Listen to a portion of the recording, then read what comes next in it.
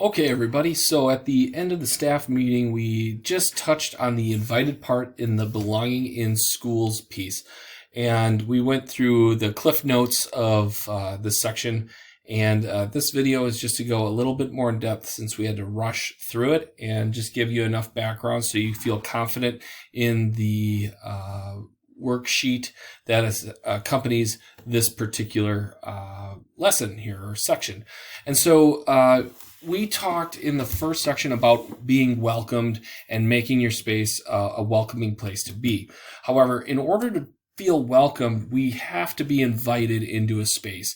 And during the staff meeting, I shared the example of inviting some of the soccer players to join the wrestling team and think about going out for wrestling, and just to maybe build that idea that, yeah, that might be a cool idea.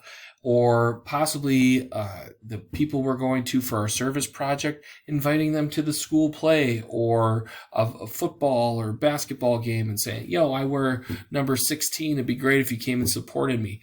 And so these spaces that we are accustomed to can be very intimidating. And so as we look at creating a sense of belonging and feeling welcomed into the space, what are we doing to invite people into our space? Not just students, but parents and the community. So some things that we can be intentional about to create more intentionality in what we're doing is, like, an example is schools and extracurriculars. Who do we encourage to try out for various activities?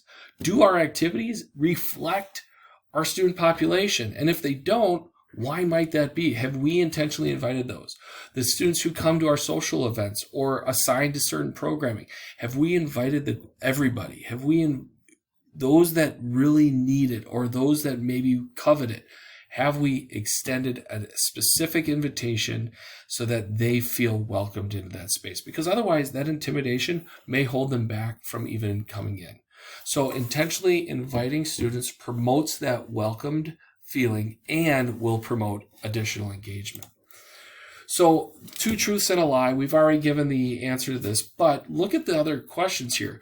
Number 1, which one's the lie? Social pain is detected in the same region of the brain as physical pain. Students are disliked by their teacher are more readily rejected by their peers than those that are liked by their teacher.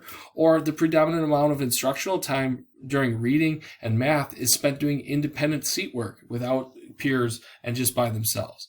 And what studies have shown is that 2 and 3 are actually true, that a large amount of time is spent doing independent work. And when we're not engaged with students, we lose that opportunity to invite them into the learning. We need to set the parameters for that team discussion and work time. During work time. And then also during that independent time, make sure if we're using that as a practice to check in. Students who are disliked by the teacher are actually rejected more by their peers, even though it might appear that they have some camaraderie in class. If we display ourselves as disliking a student, the chances those students taking on our perceived feelings for that student go up. And and studies have shown that. And lastly, the science shows that areas of the brain that interpret social pain is the exact same region that affects physical pain or feels physical pain. So ask any school nurse. Luckily, Lisa was there. She verified. Social rejection and isolation for students. Think of the kids who consume nothing but online content, right? Often struggle with stomach and headache issues. Students who are going through a tough time in school and feel rejected present at the nurse's office with these symptoms. As adults, through our restorative practice training, we are starting to recognize that we potentially can cause harm, and we may not even intend to do it. There are 2 types of harm, overt and covert. Overt is things we say, act, and how we respond in situations. Covert might be just the number of friendly interactions we're having, low rigor content, and large portions of independent time. Now, low rigor content, while we might be thinking we're helping kids, actually communicates that I'm not optimistic that you can achieve this, so I'm going to water it down.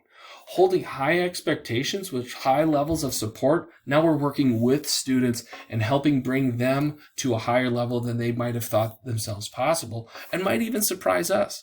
The large amounts of independent work time, while independent work time is not a bad thing in its own, large portions of it show a disconnect between the teacher and the students working through the learning.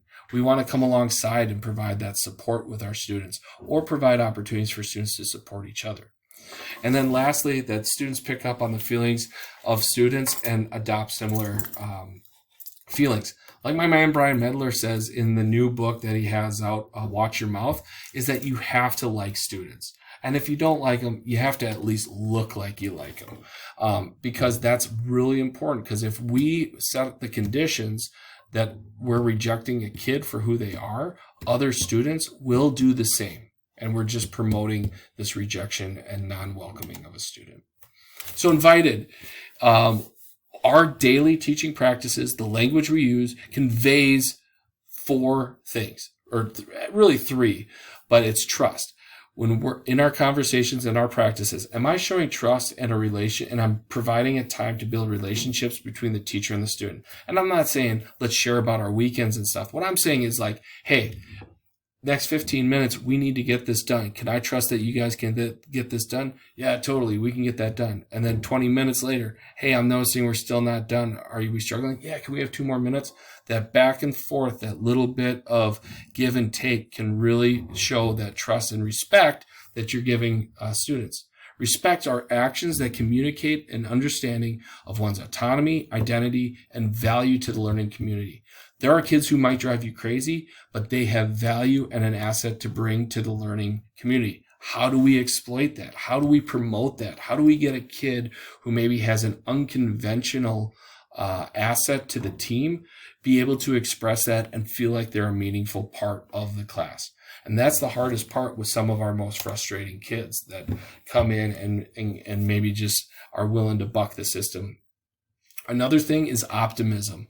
Like a sense of potential, that each member in the classroom has untapped potential, and every member in that learning space has a responsibility to find ways to help each other find that potential, right? If I hold high expectations, I'm communicating that I believe you can do it and that you have untapped potential, and you're not going to do it alone. We have a responsibility to help you get there. Intentionality, those practices, policies, processes, and programs, we carefully pick those and how we conduct our classes in order to convey that trust, respect, and optimism to make sure that people feel invited into our space. We've shared this in the past, intentional versus unintentional, and uninviting and inviting. And so I'm not going to go into great detail. Pause it, take a look at this, but really we want to be right here. We want to be intentionally inviting teachers. Consistent and steady with our students. That means holding students accountable when they don't reach our expectations behaviorally, academically, but we're also supporting and noticing those struggles ahead of time. We respond regularly with feedback that is specific to each individual student's needs, both academically and behaviorally, and we seek to build, maintain, and repair relationships. Own parts of the relationship. I can think of a situation where I might have pushed a student too hard.